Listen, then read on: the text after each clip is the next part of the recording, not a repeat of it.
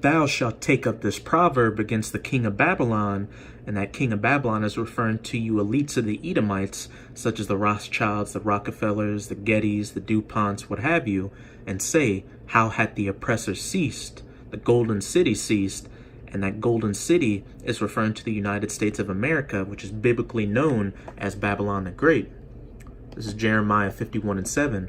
Babylon hath been a golden cup, or a golden city in Yahawah's hand, that made all the earth drunken. The nations have drunken of her wine, or her philosophies, such as a democracy, capitalism, feminism, or just that Aleister Crowley do as thou wilt spirit, where man is his own God.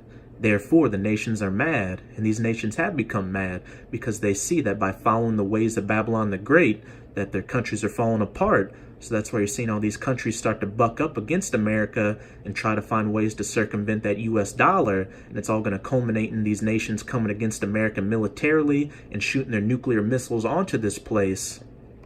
This is Jeremiah 50:9. For lo, I will cause to come up against Babylon an assembly of great nations from the north country, and that north country is referring to Russia, and that assembly of great nations is referring to Russia's allies such as China, Iran, and North Korea, as well as the allies of the U.S., which are going to turn against the U.S., such as Britain, France, Germany, South Korea, Japan, what have you, and they shall set themselves in array against her. From thence she shall be taken. Their arrows shall be as of a mighty expert man.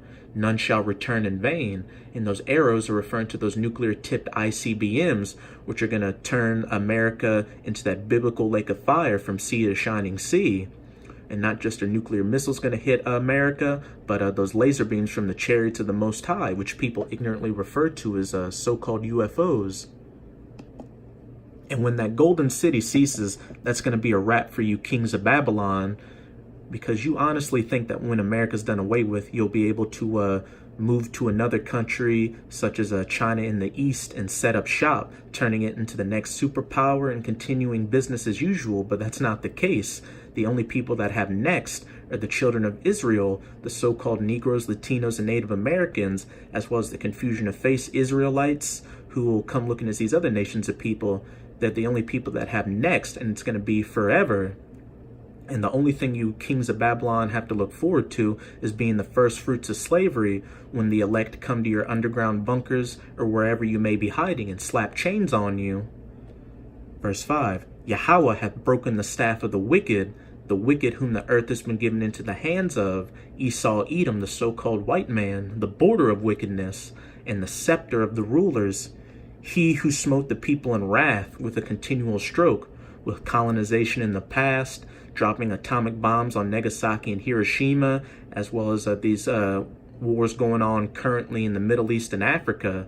He that ruled the nations in anger, with his blessing the sword, is persecuted, and none hindereth.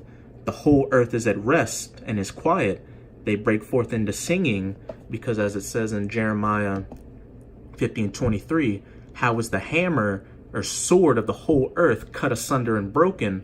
How has Babylon become a desolation among the nations? That golden city is ceased.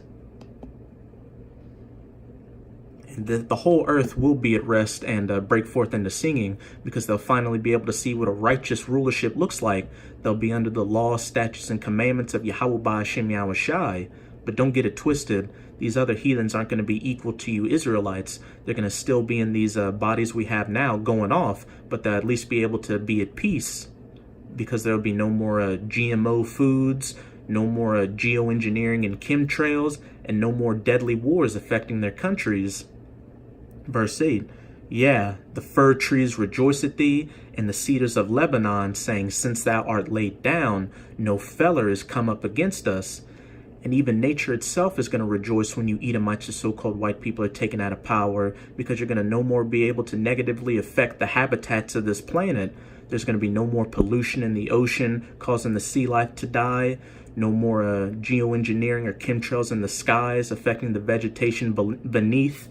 No more strip mining of these lands, destroying the habitats of these animals, or what have you. The world's going to be able to go back to its former estate, living in the fullness of itself. This is Psalms 9, verse 5 through 6. Thou hast rebuked the heathen. Thou hast destroyed the wicked. Esau, Edom. Thou hast put their name, thou hast put out their name forever and ever. Because during the first 1,000 years of the rulership of the Israelites, you heathens are going to be in slavery, hardcore bondage, cleaning up this world from the mess you've made, and also paying for following after Esau, Edom, and afflicting the children of Israel. But after that 1,000 years, you'll be able to go back to your lands, living under the law, statutes, and commandments. But after that first 1,000 years, these Edomites are going to be completely eradicated from the planet. They're just going to be remembered as a bad nightmare. O thou enemy, destructions are come to a perpetual end, and thou hast destroyed cities. He who smote the people in wrath with a continual stroke, he that ruled the nations in anger, is persecuted, and none hindereth. Their memorial is perished with them. So brothers, these are truly beautiful times we're living in. We're seeing the downfall of our chief enemy, Esau, Edom, the so-called white man. So that just should put a fire in your spirit to push this word as hard as you can. So with this video, I hope you sincere Akim are edified. As always, I'm going to say a Baba Ball, Kwam Yasharala. Till next time, Shalom.